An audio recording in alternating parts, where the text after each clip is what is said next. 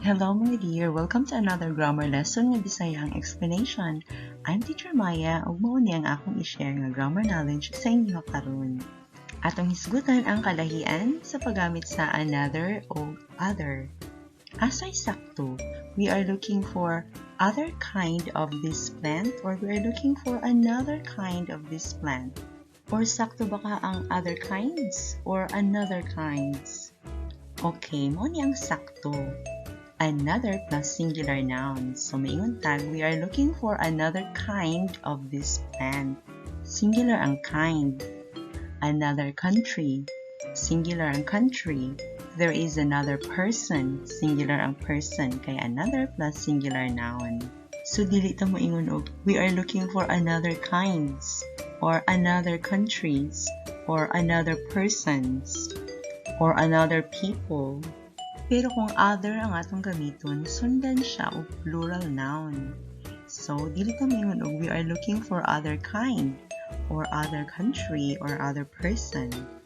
Dapat other kinds, plural form, other countries, or other people. Pero ang other, pwede po siyang sundan og uncountable nouns. Kanang mga nouns na walay plural form, sama sa information, music, time. So, may tag other information, other music, other time. In ani nga example, other information about this is posted on my website.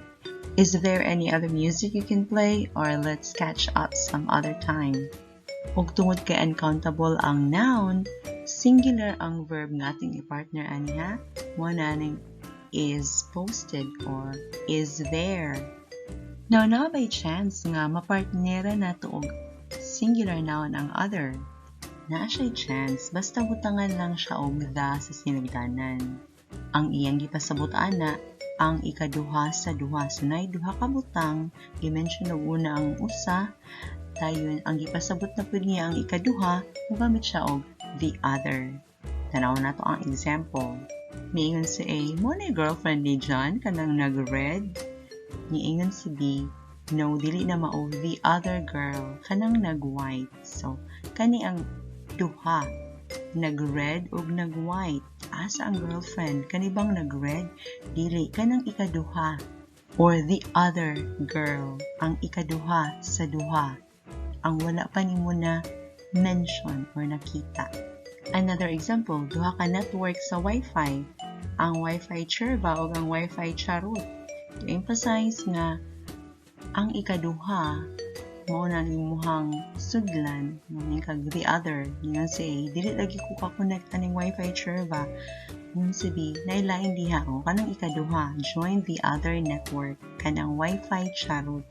Nya kaning determiner nga the, pwede na siya natong ilisan og lain nga determiners in the form of possessive pronouns na my, his, her, their, our. Pariani, my other phone is not working, so I'm using the old one now. Or kaniningon si A, nila kasi dyan na malagi iyahang sakyanan. He is using his other car. So sana all tagduha ang sakyanan.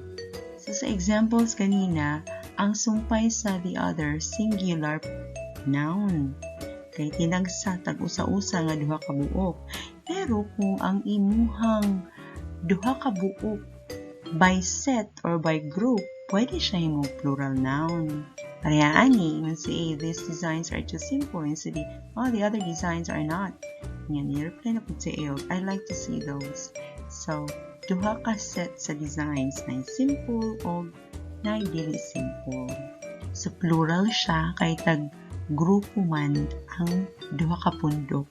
Ug mo ang grammar knowledge na akong ika-share sa inyo karon. Kung naka-learn o giganahan mo anong video lesson, please i-share niyo sa uban para maka-learn po sila. Please pag like, subscribe, or follow para updated mo sa mga videos nga i-share pa na ako puhon. Daghan jud kaayong salamat. Have an amazing day!